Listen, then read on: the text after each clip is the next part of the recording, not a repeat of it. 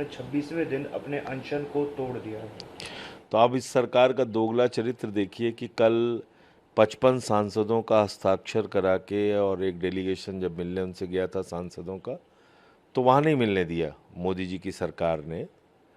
और आज मंत्री गए मिलने, कोई बात नहीं, क्योंकि सबको उनके स्वास्थ्य की चिंता थी, सबकी अपील थी कि वो अपना अनशन ख़त्म करें। उनका जीवन इस देश के लिए अमूल्य है, लेकिन जो आंदोलन के मुद्दे हैं, इस देश के करोड़ों युवाओं के मुद्दे हैं, उस मुद्दे का क्या हुआ? मुसद्दा तो मिल गया नरेंद्र मोदी जी को, कह रहे हैं हमें मुसद्दा मिल गया, मेरे ख्याल से वो मसौदा कहना चाह रहे होंगे। लेकिन जो डिमांड थी आंदोलनकारियों की, उसमें से कौन सी डिमांड उनकी पूरी हुई, ये महत्वपूर्ण है। और इसीलिए शायद जो सीजेपी है, उसके नेता अभिजीत दीपके ने ये कहा कि भाई अनशन खत्म होगा लेकिन आंदोलन जारी रहेगा, क्योंकि 1 करोड़ रुपए जो लोग मृतक थे उनको मुआवजा देने की बात, जिन्होंने आत्महत्या की थी, जिन नौजवान छात्र छात्राओं ने, इसके अलावा जो आंदोलनकारी हैं उन पे मुकदमे न लिखे जाएं, शिक्षा मंत्री का इस्तीफ़ा हो, ये जो डिमांड्स थी नौजवानों की, उसका क्या हुआ, उस पे सरकार क्या करेगी वो देखना होगा। और जहाँ तक आम आदमी पार्टी का प्रश्न है, इस देश के करोड़ों युवाओं का आंदोलन है, जब तक ये आंदोलन चलेगा हम लोग आंदोलन के साथ हैं, नंबर 1। दूसरी बात ये कि प्रधानमंत्री जी फास्ट ट्रैक कोर्ट की बात कर रहे हैं, जिसकी डिमांड ही किसी ने नहीं की। फास्ट ट्रैक कोर्ट की असलियत ये है कि इस देश में बलात्कार के मामलों से लेकर एसिड विक्टिम के मामलों से लेकर तमाम चीज़ों में फास्ट ट्रैक कोर्ट बनाने का प्रावधान है।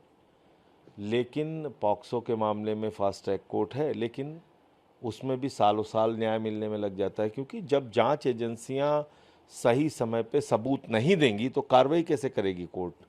और खुद नीट के पेपर लीक में मोदी जी के अधीन आने वाली सीबीआई ने 2024 में 90 दिन तक चार्जशीट दाखिल नहीं की, इस आधार पर पेपर चोरों को बेल मिल गई।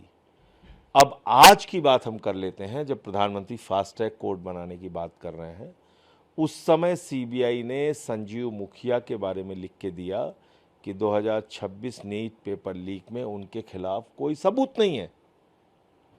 तो जब आपकी सीबीआई सबूत ही नहीं देगी तो फास्ट ट्रैक कोर्ट क्या कर लेगा भाई? फास्ट ट्रैक कोर्ट में क्या नतीजा निकल जाएगा?